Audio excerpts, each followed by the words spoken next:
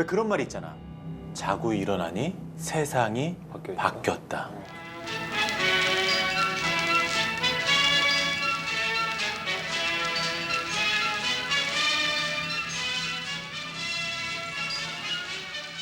그러니까 12.12 사건 이틀 후에 찍은 사진이야. 전부 하나회.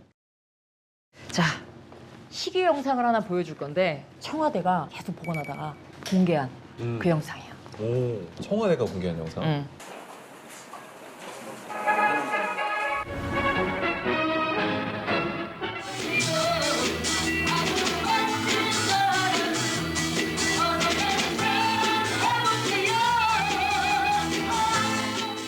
파티네 그냥 진짜.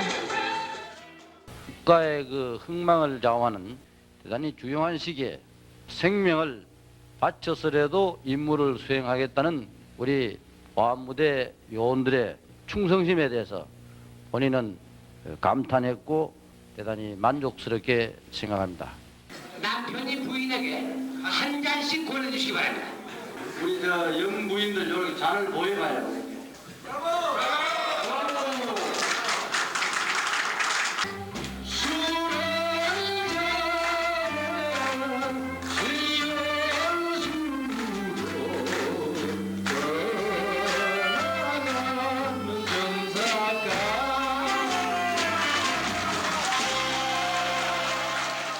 자, 그럼 그들에게 맞섰던 사람들은 어떻게 됐을까? 정승화 장군. 장태환 장군, 정병주 장군. 훗날 정승화 총장이 고백을 했어.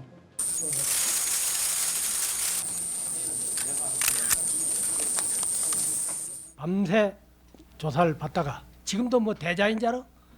참모총장인 줄 알아? 그러더니 내 옷을 다 비깁니다. 비끼고 비껴면 채로 고개를 붙잡고 돌려가지고 수건을 뒤집어 씌웁니다. 예. 수건 위에다 계속 물을 들어보니까 숨이 딱 막히죠. 그래서 계속 물을 먹는 거죠. 그걸 한 30분 하면 다 예, 물이 맞습니다. 다 질질. 예, 그렇게 합니다.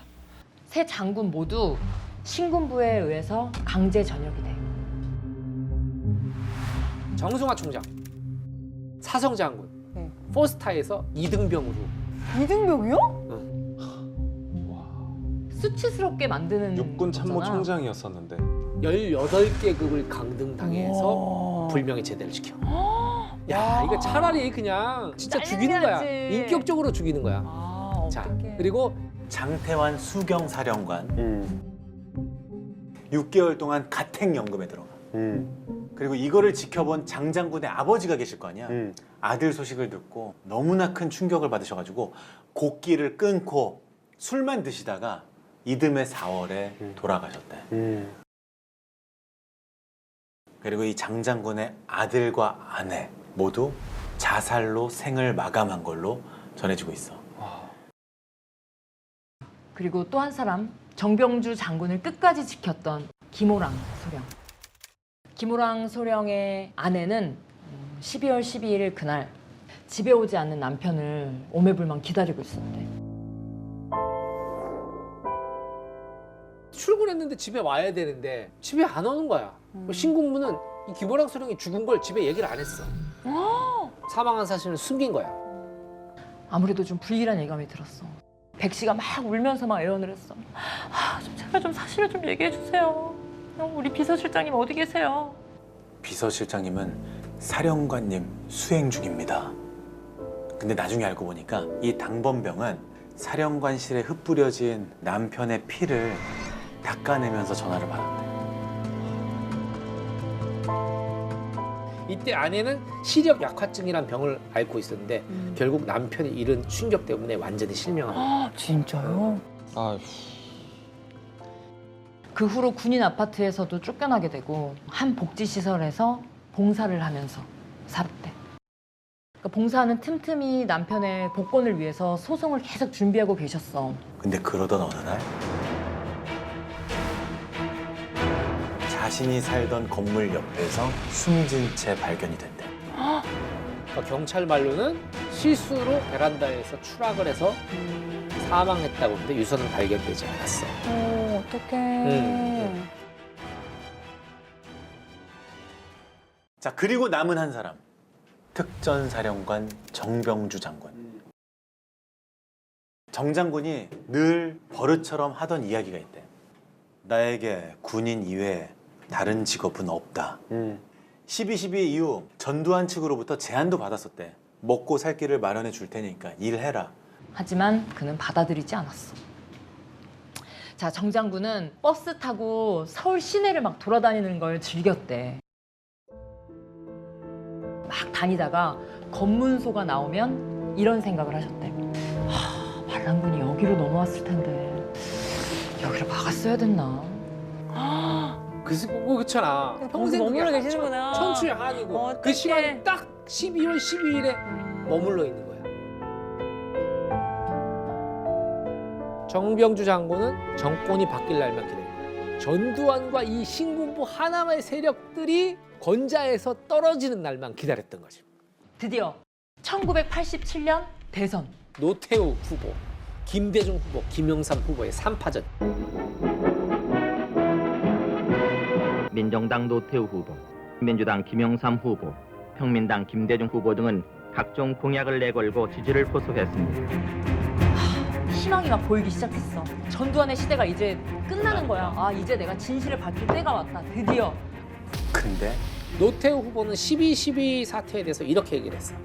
이러한 구국 이념에서 12.12 그날 그러한 행위가 있었던 것이 확실하다. 그러니까 자기네가 잘못한 게 아니고 너무 혼란스러워서 우리 군이 나섰다. 반란이 아니다. 이렇게 얘기를 한 거야. 이 말을 들은 정 장군 어땠겠어? 진짜 미치지. 내가 증인인데 내가 겪었는데. 하늘이 무너지는 거지. 자, 정 장군은 기자회견을 자청했어. 결국 이것은 어떤 그 정치적인 우리로서는 사실 그게 아니다 하는 것을 바로 밝혀주고 12.12는 권력의 눈먼 자들이 벌인 하극상이다. 이런 일이 다시나 해도 일어나지 않도록 하여튼 만들어보자는 게 제 한 충전입니다. 이 왼팔에 깊게 패인 이 흉터가 그 증거다. 선거는 정말 초박빙이었어. 자, 이때 김대중, 김영삼 두 후보가 단일화가 될 뻔했는데 실패했어. 결국에 노태우 후보가 당선이 됐지.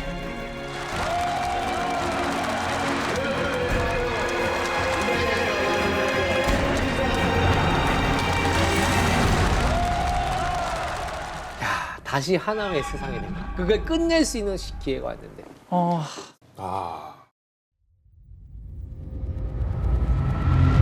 자, 그리고 선거 이듬해인 1988년 가을, 평소처럼 집을 나선 정 장군은 아주 뜻밖의 모습으로 돌아오게 돼.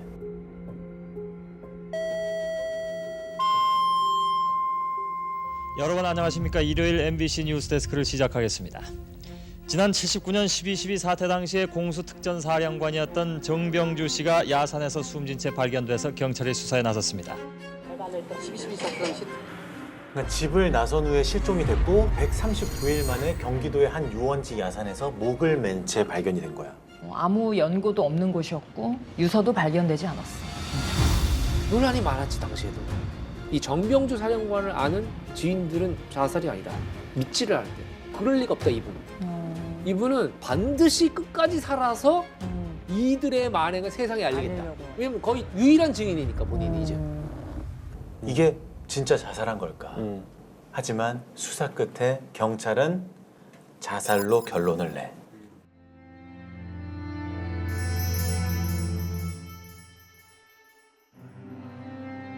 정 장군의 묘비에 뭐라고 적혀 있는 줄 알아?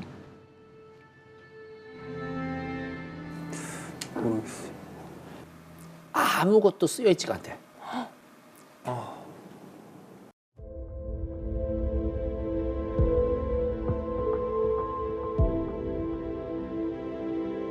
상관에게 총질을 한 군인들이 버젓이 살아있는 세상에서 무슨 할 말이 있겠는가. 이런 의미에서 백비로 남겨놨다고 하더라고.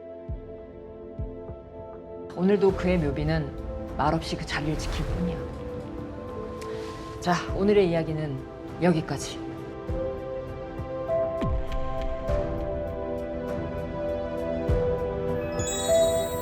오늘 얘기를 들으니까 경아는 어떤 생각이 드니? 저는 이 12.12 그 얘기는 책에서도 보고 이렇게 정권을 잡았던 그분들의 얘기는 많이 들었지만 그 이후에 거기에 맞섰던 분들에 대해서는 처음 듣는 얘기였어요. 슬프지. 예, 가족들까지 삶까지 얘기 듣기 너무 비참하고.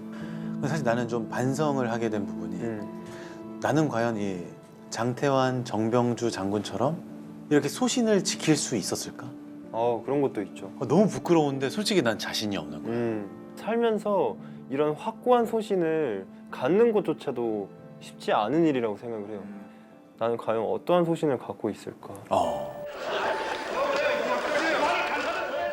12.12 사태는 시해 사건의 수사 도중에 발생한 우발적인 사건이었을 뿐 그 이상도 그 이하도 아닙니다. 국가 전복에 앞장섰다 뭐 이렇게는 지금도 생각하지 않습니다. 대통령이 결재가 날 것이다 예상하에 갔다가 안 났다 이거예요. 뭐 안 난 것이 아닙니다. 지연된 것뿐이지. 이 사건이야말로 정성화 장군으로 이어내서 빚어진 승자가 모든 걸 독식하고 승자가 역사를 다시 규정한다 이런 이야기가 있잖아. 근데 이제는 그런 말이 통하지 않게 좀 돼야 되지 않을까? 뭔가 장치가 마련돼야 되지 않나라는 생각이 좀 많이. 어떤 사람들은 그렇게 얘기할 수도 있어. 야, 정병주, 장태환 이런 사람들이 저항 하나 저항 안 해나 역사는 바뀌지 않았을 거야. 근데 뭐하러 피를 흘려? 왜 부하들 죽게 만들어? 맞아. 이런 얘기들을 좀 할 수가 있어. 그런데 한편 생각해보면 우리가 독립운동을 일제시대 했을 때도 우리가 막 독립운동을 한다고 해서 독립이 되진 않았을 거야. 맞아.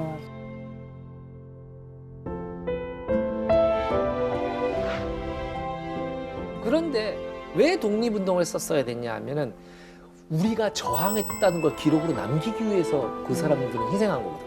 우리는 나약한 민족이 아니다.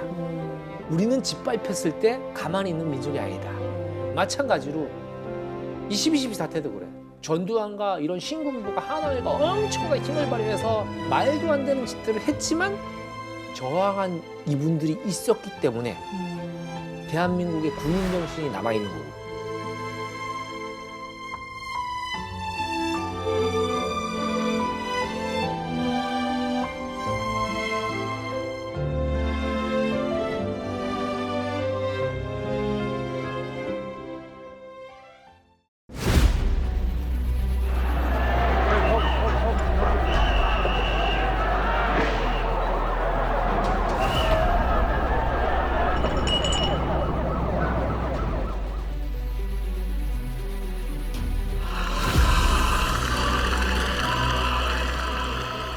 국내 사조직인 하나회 활동과 관련해서 조직 인사를 단행했습니다.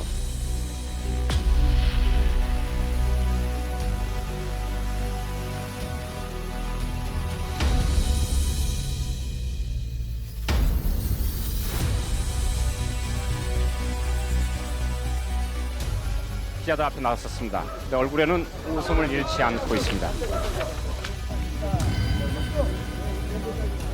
그러한 본인과 본인 일행 문제로 국민 여러분들에게 오랫동안 너무 심려를 끼쳐드려서 정말 죄송스럽게 생각합니다.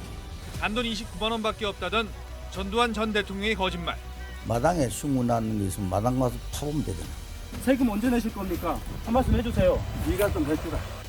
전두환 씨와 부인 이순자 씨 등 일행 10여 명이 웃고 떠들며 식사를 즐기고 있습니다. 군사 쿠데타 당일인데요. 오늘 이렇게 근신하고 자중하셔야 될 거를 발포 명령 부인합니까? 왜 이래?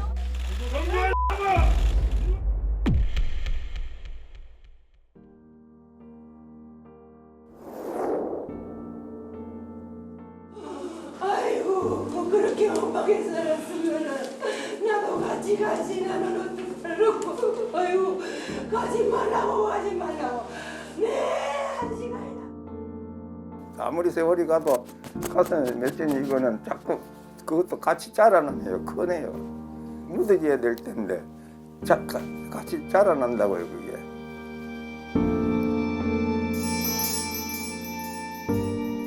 생명을 다 바쳤던 김호랑 소령, 그리고 국방부 청사를 지키기 위해서 그렇게 죽은 거, 이거 뭐 어디 개조금밖에 더 되겠습니까? 지금 어디 누가 뭐 그걸로 신문에 쪽지 하나 냅니까? 뭐 합니까?